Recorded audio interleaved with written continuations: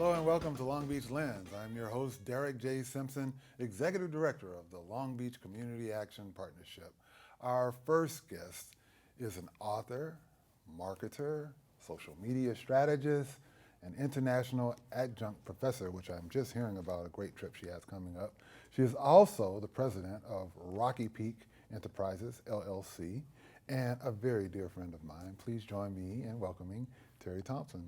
Thank you, Derek. It's so good to be here. Absolutely. It's so good to see you again. I mean, first I must say that I say dear friend because we met way before, in my mind anyway, that social media came on as strong as it is now years ago.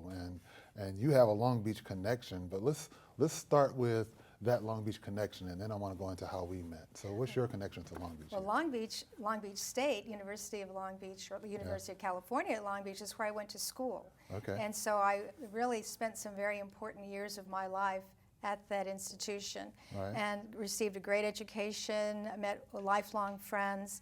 My major was sociology. My minor was broadcast journalism. And little did I know that I would be back here in Long Beach with Right. you. And this place always has held a special place in my heart. And your career, I mentioned in Long Beach because you're not a resident here, but you have those roots here. But your career has taken you around the television industry as well, correct? Absolutely. I went into the entertainment industry. I started at Channel 4, KNBC, many years ago, and worked in the area of sales first and then into promotion, and kept growing my career into the area of promotion and marketing with the broadcast networks. So I've spent my career in the Los Angeles area at NBC, CBS, Right. Fox Sports Net, and all the alphabet soup, I call it. Yes. And all of that then is you're taking that formal education and then that corporate expertise, and then there's this thing called social media that comes on the scene as you're going through your career. And how did that connection happen? It was really by accident, and sometimes those things happen in a person's life and Right. their paths. But I was working at ABC at the time as director of special projects and had the opportunity to work with some very visionary leaders in marketing over there. And also with J.J. Abrams, who was a television producer at the time. Now he's a big film producer. Right. And I wanted to do I saw this trend as a sociologist and as a marketer. I look at trends, and I found that young men, were leaving television viewing and going to gaming. So I talked to J.J. Abrams and to my executives about, I want to create a video game, an online video game that would engage. These are keywords in social media now, but they weren't at the time. I want to create this engagement with viewers so they'll be excited to see the show the next time it comes around, but have a relationship with viewers between when the episodes air. Lo and behold, it was a fantastic success, and my first step into social media was through gaming. Wow. Which is just, everything seems to have that element now. I remember seeing commercials and they were talking about appealing to boomers like myself and younger generations like millennials or Xers. And for a while there, some of the commercials were like a real person, but it was sort of an animated or outline of a person. And they seemed to feel that kind of appeal to both the boomers because it was more of a real element and more of an animated part because of the younger audiences. So things have really changed over time. That's right, and when that happened, that was 2001. Wow. So that was really, I didn't think about that. that was Wow. before MySpace, before Facebook, before anything. We didn't even call it social media at the time. Right. So I found that this engagement worked. It was a very successful project. So throughout the years, I kept applying what I knew instinctively as marketing to now these growing social media channels that were happening. Right. Now when you look at how we met, it was a project here in Long Beach, and I think it was the Connected Corridor project that we were working on with different people here, and you were a part of a team. How did the transition from just being in television to just making this what you thought was a focus of yours come to play? Well, it felt like a comfortable transition. It was very fast. And what was happening is that when I worked in television, I was writing pieces for the news. You see them on television like News at 11, special report, News at 11. Well, that's a tweet. So I felt very comfortable with the transition because it was a format and language that I was used to. I also wanted to, always thought as a marketer, I wanted to be able to provide something of value to people when they would hear my messages. That's the same thing in social media. You want to provide value to the people who engage you through social channels. So for myself, it seemed like a very easy transition. However, a lot of my colleagues in entertainment found it completely baffling. They couldn't understand what these social media channels were. They haven't been able to adapt to these new pieces of content, but actually I found it to be very easy because we're doing video, pictures, and everything else we did before. Now, when you look at that then and think about how things are progressing, I know that you teach a class, and so not only is it something that's done just in general with on a social term, but now it's becoming more a part of the mainstream corporate America as well in terms of social media being a tool. Tell us about the class and how that all came about. I enjoy teaching. I teach social media communication, social media marketing, and I walk into a class where the people are much younger than me, and I get this attitude or feeling that they're thinking, what are you going to teach us about this? So what I do ask them is, I understand you use social media to stay in touch with friends and to use it socially, but how many of you can name an objective, create a plan, measure your activity, and determine return on investment? And not one hand goes up. So I tell them what we're going to be learning is what you do on a fun level to do it strategically. You're going to be learning strategy, and that's what I teach the students. And I know that you've also written a book relevant to that. Would you like to share some insight on that as well? Yes, that was another sort of wonderful experience that happened too. One thing that I can share is that it's important to be able to be open to new opportunities because you never know when they're going to land in your lap. And I was working with another person on doing social media events, and we happened to be in New York doing one of these, and the McGraw-Hill's editor was in the group, and I got to talk to her. I introduced myself to her, and then I also asked about if they were interested in doing a book on social media marketing. And the publishing companies of the world, the publishers of the world, have really been hit in a very negative, hard way with digital media. So they wanted to know what was going on as well. So we went through the process of writing this book. It's called The Power of Real-Time Social Media Marketing, and it's designed originally for the C-suite so they can understand what's happening in this world of connectivity, but now is being used as a textbook at universities to explain what's happening with social media. Now does that, I know that as we were talking before the show, you mentioned that you're actually about to travel abroad, so two questions then.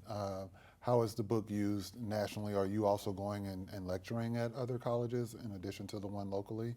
And then how will you use it when you go abroad? Yes, I do take it with me.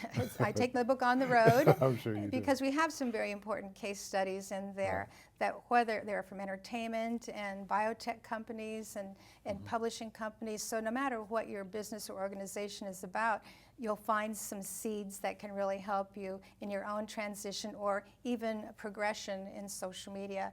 So I do use the book when I go abroad, and I'll be teaching in another couple of weeks in Austria to students. They're adult MBA students, executive presidents of companies, government officials who are getting their MBA degree mid-career. And so they're from all over Europe. They happen to go into Austria, and I teach them.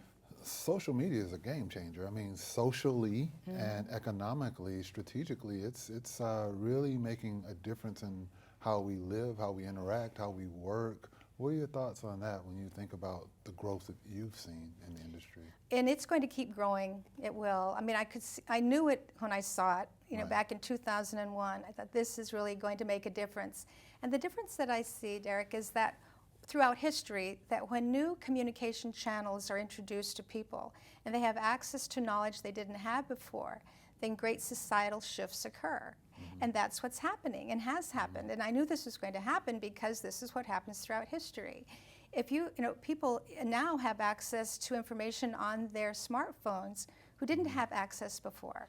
They're making transactions and so on. So I think it's really impressive. For the first time, advertising dollars in digital media has now surpassed television advertising dollars. Wow. And when you think about the cost of a Super Bowl commercial or anything close to that, that's a pretty daunting statement. It's significant, and we knew that would happen eventually, and it has happened now. Right, and as I hear you say that, it's also transcending generations. I know my granddaughters who are 9 and 4 even know how to ask Siri or to go online and do different things. So what might you say to a parent? We have, just before we go to a break, what would your advice be to parents about just monitoring their children and access to social media and that impact? Monitoring is really important, it truly is. I mean, there's the one thing, being aware of what your children are watching and doing, that is so critical these days, because there's too much negative content out there. But it is part of communication. I encourage parents not to make a Facebook page for their children under 13. I don't think that's right, but they do. That's illegal. But it's a communication and connectivity device. Grandparents are using social media to see the pictures of their children. When I they do it all the time. FaceTime exactly. for my son and daughter. I mean, yeah, all the time. So I don't think there's anything wrong with these communication channels. It's it's being able to monitor. Right. Well, I know that we're going to take a break, but when we talk about social media, our president is also using that to circumvent the mainstream media. What are your thoughts on how that would shift politics going forward, seeing what he's doing with Twitter right now? Well, I don't think there's anything wrong with using social media, one of the for communication, but it's the tone and the approach. Like anything else, there's the channel of social media, and then there's the content. And we're going to hold that thought, channel and content. We're going to take a short break. When we come back, we'll continue with our conversation with Terri Thompson. Stay tuned for more of Long Beach Lens.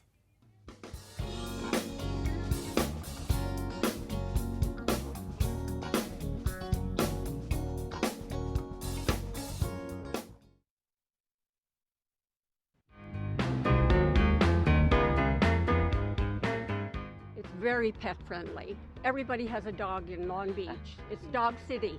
Well, there's everything to do here. You got the Pike, you got Queen Mary, you got the beaches, you got paddle boarding, surfing. You go half a mile that way, you got surfing, you got downtown. I just think it's the most incredible, most beautiful, most unique city, which has so much to offer. So I love it here and I'll never leave.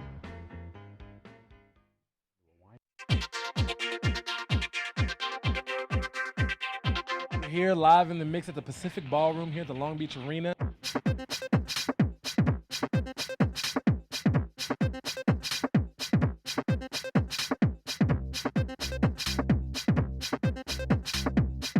I think it's one of the most spectacular things we've had in Long Beach for years and years and years and years. This space looks like you could do anything. I think it's already created a buzz and an action and excitement for the downtown area.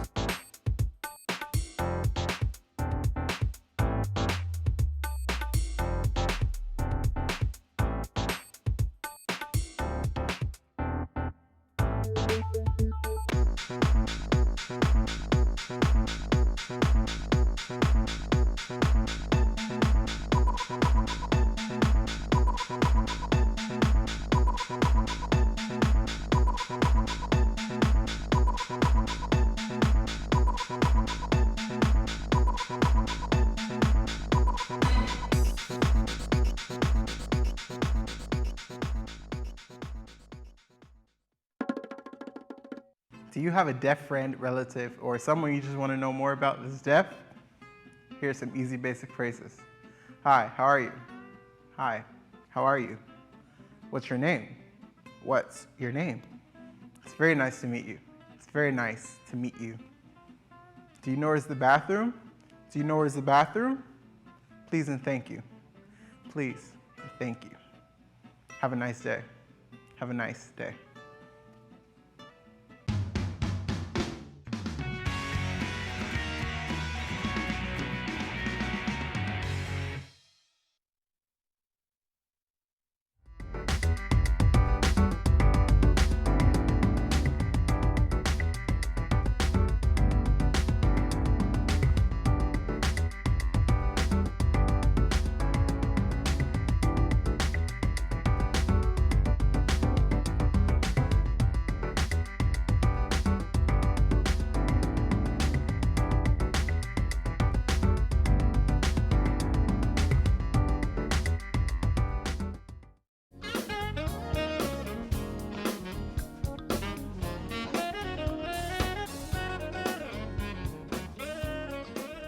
Welcome back to Long Beach Lens. I'm Derek J. Simpson, and we are here speaking with Terri Thompson, who is an author, marketer, social media strategist, international adjunct professor, and Rocky Peak president, LLC, and Rocky Peak Enterprises, LLC. That's right. And we've got to get that straight. Thank you. Yes, absolutely. But Terri, before we went to break, we were talking about I asked a question because I know I see in politics that, you know, some are circumventing the mainstream media to make sure that they get their word straight to the audiences that they want. And you were talking about channel and content. Can you just finish that thought before we move on? Sure. Well, channels it's another term used for social media networks. We use the word platforms, so you'll hear those terms interchangeably. Mm-hmm. But think about this. If you have a phone, the phone is a tool, right? Well, these channels are tools. The Facebook, Twitter, social media, comprised of tools. Mm-hmm. The content or the conversation on a phone is separate from that communication tool. The message could be the best news you ever received or the worst news you ever received, but the two are separate. So when people say that social media is awful, we don't want to mix that up, is that it's the content that maybe is objectionable, Right. but these tools are really very useful and positive if they're used in that way. Gotcha. Like, you know, phones and television and so on, right? Right. So we have a situation you had asked about, you know, what in the case of our president who uses social media, he's using it to convey his message directly to his constituencies. And yes, that's his way of getting his message across faster in real time. And that's the power of it. It is very powerful. And in fact, I was mentioning to you before the show that I just heard on the radio where a major franchise, international franchise, is choosing to use Snapchat to do Snap apps, where they can accept applications. If someone clicks on Snapchat, it takes them straight to the web page to actually download applications. And I think that's just one of many innovative ways that people are integrating social media into their overall corporate strategies. Would you agree? Oh, absolutely. When you look at the demographic or the people who McDonald's hires, and one of the key items in marketing and communication is to ask the question, how do you want to receive your information? What's the best way to reach you? For that demographic, under 18 years of age, that's the best place. Gotcha. So that's why they're at Snapchat. And it makes a lot of sense. It's a smart move for them. And that leads to strategy then when you talk about any business. I mean, McDonald's, with all their power, figured that out and got innovative with their application process. But I would imagine any nonprofit like us or any other business needs to look at that same formula in order to be more strategic as well. Absolutely. The key to any success, whether it's a nonprofit or a government agency, is to be able to build awareness, right? Because if you don't know they're there, then how are you ever going to discover, right? Right. So that's where social media is an element. There's traditional media, but there's also digital media, and of digital media, there is social media. In the United States, we have about 345 million people. Now, 88% of them are using the internet. And of that 88%, 69% are using social media. Wow. So now, and it's across all ages, as you mentioned earlier. So we don't want to make any assumptions that only the kids are using social media. They're not. Right, and to that point, we were talking about just the impact on low income, and we have some graphics where you were mentioning Pew Research that really illustrated the impact of social media and low income families. And we have the first slide up that talks about internet users by household income. Can you talk about that one for me? Yes, so of all of the internet users in the United States, we have about 90% of all adults. And we look at, and when it comes to low income, under $30,000 a year of household income, we have 81% using the internet. So that's pretty good saturation right there. We have some solid numbers, and then we start seeing variances as we move forward with the slides. So just because someone is low income, story of this is, doesn't mean that they're not very engaged in the internet. And if I'm trying to sell my product, i.e. Long Beach Cap, I need to understand that. Correct. Now on the next slide then, we see internet use by race and ethnicity, okay? Right. And this is, again, all part of a Pew Center research effort that they did on Feeding America. Now we have here, I think it's interesting, the breakdown of the white or Anglo internet users, Black or African American at 86% and Hispanic at 90%. There's not a lot of disparity there, just a little bit, but not a lot. Let's go to the next one. And on the next one, then we see that. Now we see some disparity, okay? Okay, yeah. This has to do with broadband or the wider pipe of information, meaning really it's faster internet access, and you usually pay for that. At a home. Yes, at home usually. So that being the case, we start seeing a little bit of disparity where the white households have more access to broadband, which would make sense because their economic level is a little bit higher. Right. So then the next one is smartphone ownership. This was the one that was really interesting to me as well. I thought so too. Yeah. Look at, we're almost at a level playing field here. Right.